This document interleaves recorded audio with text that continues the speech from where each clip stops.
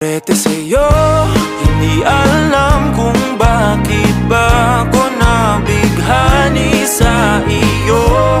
Hindi alam kung bakit ba ganito kahit na alam ko mukhang wala rin naman itong pagtutunguhan. Kahit pa ilaan lahat ng oras sa'yo, hindi titigil hanggang ako na ang dahilan ng iyong ngiting misteryoso.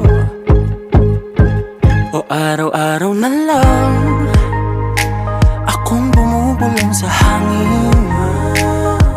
Ilang awit pa ba ang isusulat? Wala na bang hangganan? Kailan mo ba mapapansin? Nais masilayan ng iyong mga